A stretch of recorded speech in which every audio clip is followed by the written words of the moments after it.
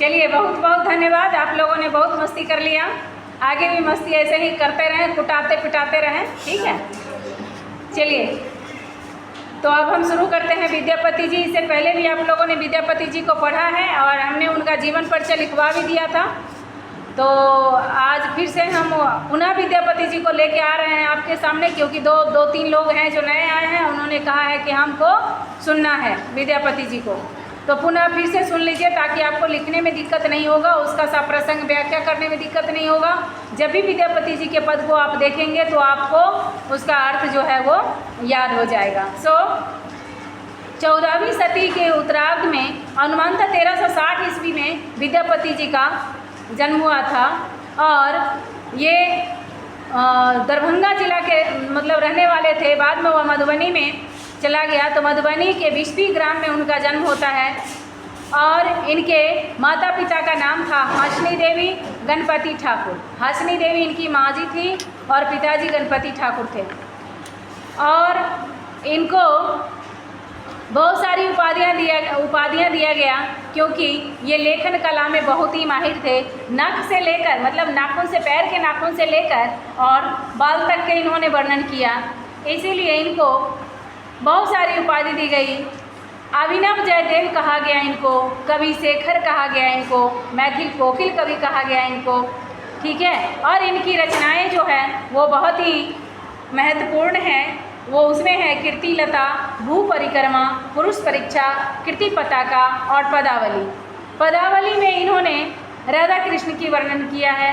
राधा कृष्ण के वियोग और संयोग दोनों श्रृंगार का इन्होंने वर्णन किया है। जो आज आप लोग पढ़ने वाले हैं वो भी विद्यापति जी का रचना है, उसमें इन्होंने कृष्ण की ही चर्चा किया है। तो हम लोग देखेंगे उसको।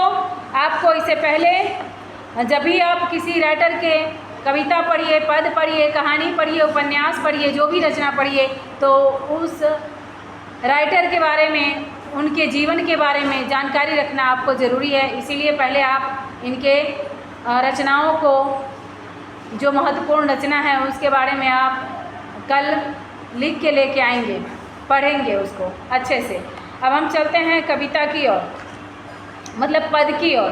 तो पद संख्या 1 में है, चानन भेल भी समसर रे, चानन भेल भी समसर रे, भूषण भेल भारी, सपनहु नहीं हरि आयल रे, गोकुल गिरिधारी, सपनहु नहीं हरि आयल रे, गोकुल गिरिधारी। तो इससे पहले भी आप लोगों ने सुना ही था। क्या चानन का मतलब? चंदन। Very good. भूषण का मतलब? आभूषण। Very good. सपनहु मतलब? सपना। वेरी गुड, आप तो कुछ तो याद है। गोकुल? वेरी गुड, बहुत अच्छा। चलिए ठीक है। तो राधा जी कह रही हैं अपने कृष्ण के चले जाने के वियोग में, विरह में तड़प रही है और उनको याद करके कह रही है अपने सखियों से कि चानन, हे सखी, ये चानन जो है ना, ये चंदन जो है ना, ये विष के भांति हमको चुभ रहा है, हमको लग रहा है, हमको जलन दे रहा है, क्योंकि चंदन को शीतलता का प्रतीक माना गया है। तो खुशियाँ राधा जी, इस पंक्ति के माध्यम से कवि ने व्यक्त किया है राधा जी की विरह वेदना को, कि जब कोई भी अपनों के साथ होते हैं तो उनको ज़्यादा खुशी होती है, और जब अपने उनसे अलग हो जाते हैं तो बहुत दुख होता है। सो राधा जी से भी कृष्ण अलग हुए हैं। तो कह रहे हैं कि हे सखी, ये चानन जो है ना, ये चंदन जो है ना, ये हमको चुभ रहा है, जबकि चंदन शीतलता का प्रतीक है। सो हमको ये चुभ रहा है, हमको अच्छा नहीं लग रहा है, हमको जलन दे रहा है।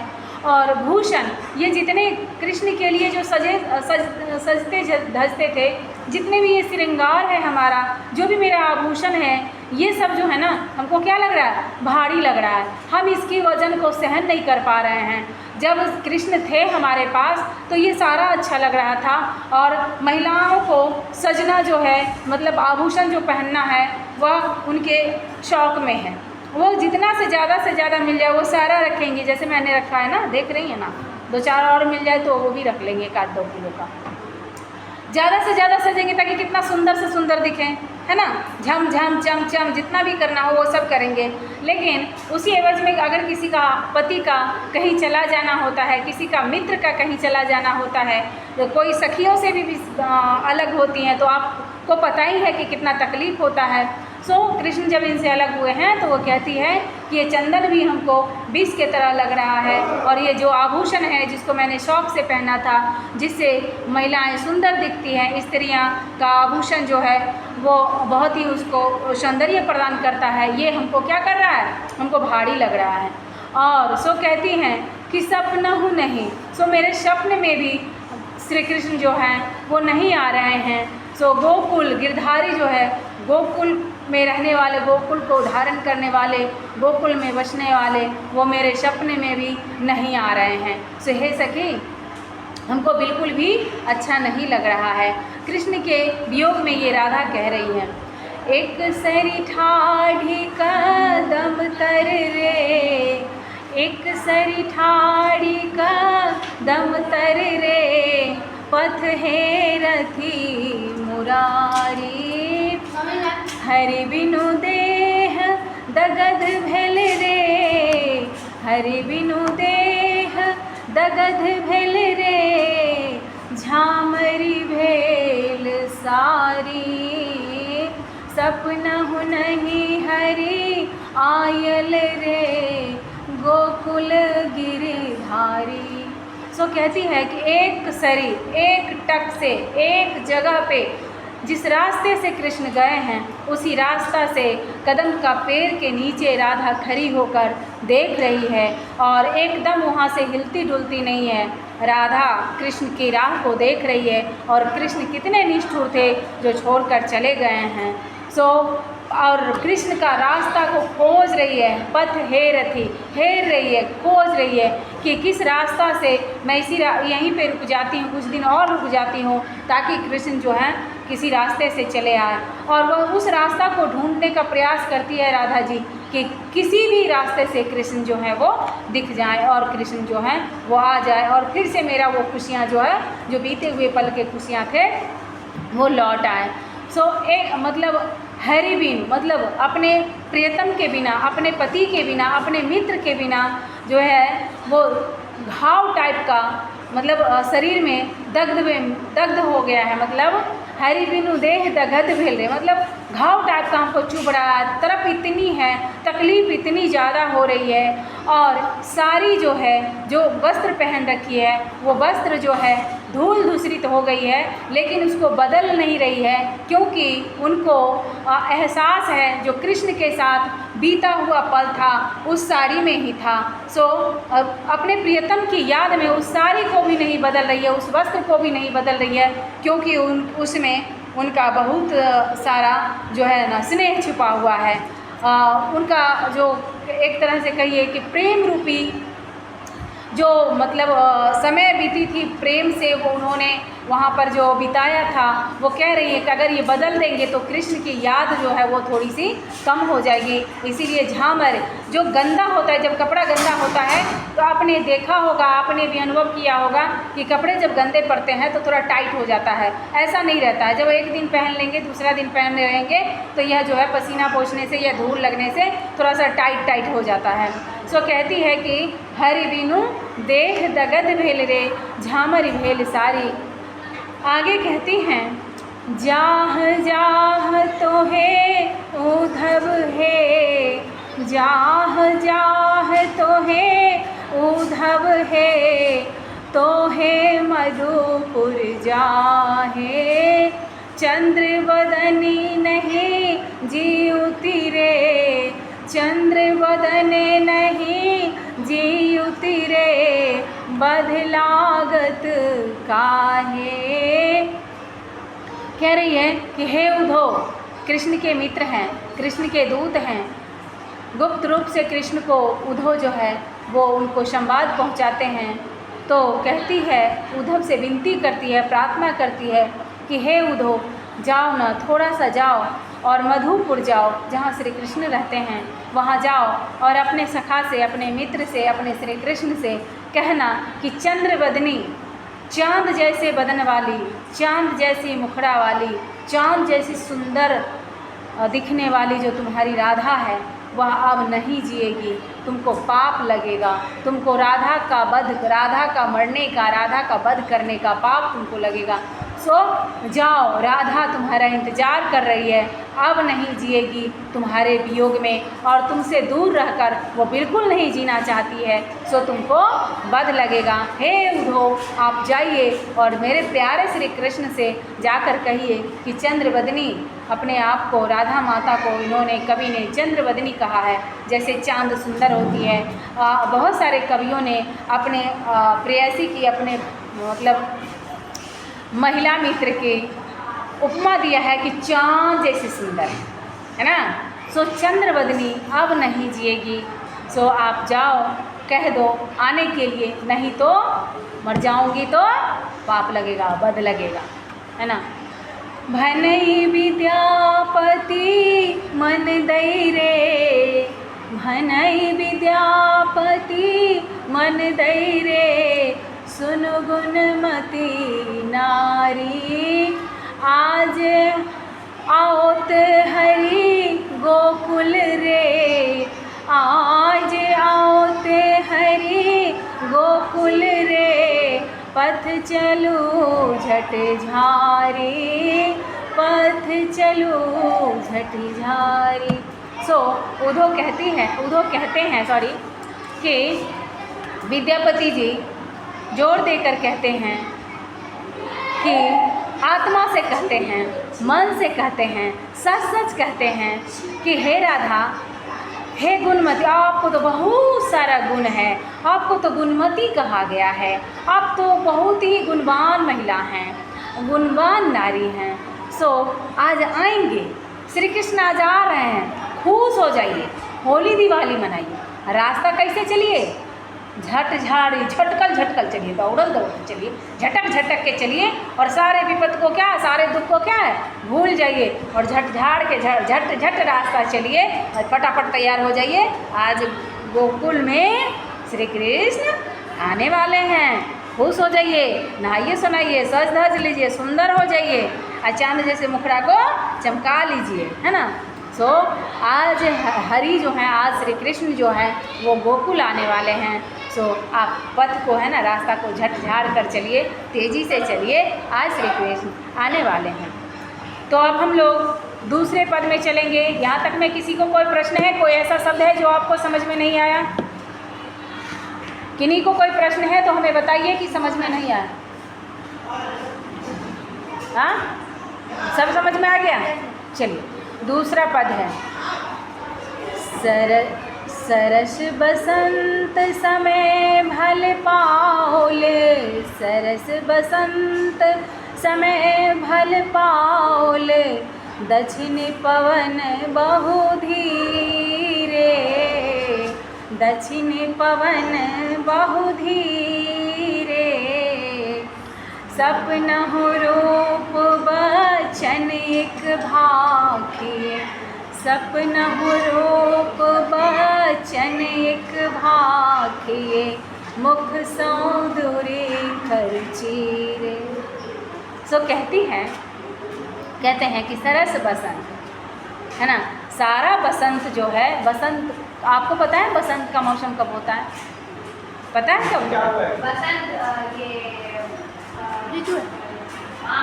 हाँ, ज़्यादा ना उसमें गर्मी होती है, ना ज़्यादा सर्दी होती है, मतलब बीच का समय होता है। सो कहती है कि भल समय था, बहुत ही अच्छा समय था। सो हवा को कह रही है कि धीरे धीरे बहो, ज़्यादा तेज़ी से नहीं। उस टाइम में क्या होता है ना कि दोपहर में जो हवा चलती है ना वो काफ़ी तेज़ चल देती है। सो कहती है कि दक्षिण पूर्वैया जो, मतलब दक्षिण का जो हवा है, पवन है, वो बहुत धीरे धीरे बहिए, और सपने में सपनहु रूप बचन एक भाग्य, और एक बात कह रहे हैं कि मुख सौ दूरी कर चीरे, और चीर मतलब कपड़ा होता है। सो चंद्रवदनी सब जो है ना वो क्या करती है, अपने मुख को किस में छुपाती है? पल्लू में, घूंघट में, है ना। सो हवा को कह रहे हैं कि धीरे धीरे बहो, ताकि क्या करेगा, उसका चिर जो है उसका कपड़ा क्या होगा, धीरे धीरे बहेगा तो क्या होगा, हट जाएगा और चांद जैसा मुखड़ा का दर्शन हो जाएगा। तो हर बदन सन चान होत नहीं, जइयो जतन बिहि देला। कई तो जिनको जाना है ज्योग्राफी पढ़ना है जाइए पढ़िए, चले जाओ, चलिए ठीक है। सो कह रहे हैं कि तोहर बदन जो है ना, बदन चांद मतलब चांद जैसा हो नहीं सकता है ना। सो कितनों जतन कर लीजिए, दूसरे को मना कर रही है कि तुम्हारा नहीं हो सकता चांद जैसा, मेरा है लेकिन तुम्हारा नहीं हो सकता है ना। विद्यापति जी एकदम डांट के कहते हैं कि राधा माँ जैसा कोई नहीं हो सकता, बिल्कुल नहीं हो सकता। सो विधि मतलब भगवान ने जो बनाया है, विधाता ने जो बनाया है, सृष्टि ने जो बनाया है, वो कितना भी जतन कोई कर लेगा तो राधा माँ जैसा नहीं हो सकता है ना। कई बेर काटी बनाओल नव कै, तैयो तुलित नहीं भेला। तोहर बदन सन चान होत नहीं, जइयो जतन बिहि देला। तो कितना बार काट कर भी कोई बनाएगा, कितना भी सुंदर बनाने का कोशिश करेगा, तब भी क्या होगा, वैसा नहीं होगा जैसा राधा माँ का है। लोचन तूल कमल नहीं भय सक, लोचन तूल कमल नहीं भय सक, से जग के नहीं जाने, से फिर जाए नो कायल जल भय, पंकज निज अपमान। सो लोचन आँख जो है, कमल जो है, आँख जो है वो कभी कमल के जैसा मतलब कमल नहीं हो सकता, आँख जो है कभी कमल नहीं हो सकता। सो क्या हो सकता है, वो जग भी नहीं जान सकता। जो किसी की मतलब कवियों ने सुंदरियों के आँख को मृगनयनी कहा है, कमल जैसी कहा है, सब बहुत सुंदर सुंदर बात कही है। वह मतलब चंद्रबदनियों के मुख के बारे में बहुत कवियों ने बहुत सारी उपमाओं से उनको सजाया है, बहुत सारे उपमा दिए हैं। सो कहते हैं कि जैसे ही मतलब लुका जाता है जल में, क्या लुका जाता है मतलब जल में जब सूर्य का जब सूर्य अस्त होता है तो कमल खिला हुआ रहता है, पूरे दिन कमल जो है पूरे रात फिर से क्या होता है, छुप जाता है, सिकुड़ जाता है, और फिर जब सूर्य का आना होता है तो कमल पानी में क्या होता है, खिलता है। और जैसे जैसे सूर्य जिधर जिधर मुड़ता है उसी तरह से वो मुड़ता है। अगर भंवरे उसमें बैठे रह गए तो दब जाते हैं उसी में और फिर कल होकर निकलता है। सो पंकज मतलब कमल है ना, वो अपमान मतलब महसूस करता है कि वो भी वैसा कैसा राधा माँ के जैसा नहीं हो सकता, उसको भी अपमान महसूस होता है। भनई विद्यापति सुनु बर जौबती, भनई विद्यापति सुनु बर जौबती, ये सब लक्ष्मी समाने, राजा शिव सिंह रूप नारायण, राजा शिव सिंह रूप नारायण, लखमा दे रमान। सो विद्यापति जी कहते हैं सारे बरजौवती नारी के लिए, सारे जवान नारी के लिए, सारे सुंदरियों के लिए कहते हैं कि सब जो है ना ये अपने जिनके आश्रय में रहते थे, राजा शिव सिंह के आश्रय में, उनके दरबार में रहते थे विद्यापति। सो कहते हैं कि सब जो है ना लक्ष्मी के समान है, जितनी भी महिलाएं हैं सब हैं लक्ष्मी के समान। सो राजा शिव सिंह जो है उनकी बड़ाई मारे हैं, उन्होंने कहा है कि वो नारायण के समान है, विष्णु भगवान के समान है, और लक्ष्मा देवी जो है वो माता लक्ष्मी के समान है ना। सो यहाँ पर ये समाप्त होता है। आपको प्रश्न उत्तर करना है, समझ में नहीं आएगा तो आप मेरे से पूछेंगे। प्रश्न उत्तर में है, राजा को चंदन भी विषम क्यों महसूस होता है? तो आपको पता है कि कृष्ण के वियोग में उनको कुछ भी अच्छा नहीं लगता है।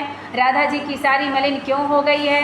ऐसी स्थिति कैसे उत्पन्न हो गई? तो कृष्ण चले गए हैं, वो कपड़ा नहीं बदल रही है, क्योंकि कृष्ण जी के साथ उनका जो टाइम बीता था, जो समय व्यतीत हुआ था, उसकी बहुत सारी यादें उस कपड़े में हैं। चंद्र बदनी नहीं जियोती रे बद लागत का है, इस पंक्ति का क्या अभिप्राय है? तो चंद्र बदनी चांद जैसा बदन वाली, मुख वाली राधा जी अब नहीं जिएगी कृष्ण के वियोग में, कृष्ण से दूर रहकर। सो उनको बध लगेगा अगर वापस नहीं आते हैं तो। विद्यापति विरही नायिका से क्या कहते हैं, उनके कथन का क्या महत्व है, ये आपको देना है। प्रथम पद का भावार्थ अपने शब्दों में लिखना है। यही प्रश्न उत्तर है, जो नहीं बनेगा आप मेरे से पूछेंगे। तब तक के लिए आप लोगों को बहुत बहुत धन्यवाद। हंसते रहिए, मुस्कुराते रहिए, पढ़ते रहिए, आगे बढ़ते रहिए। बहुत बहुत धन्यवाद।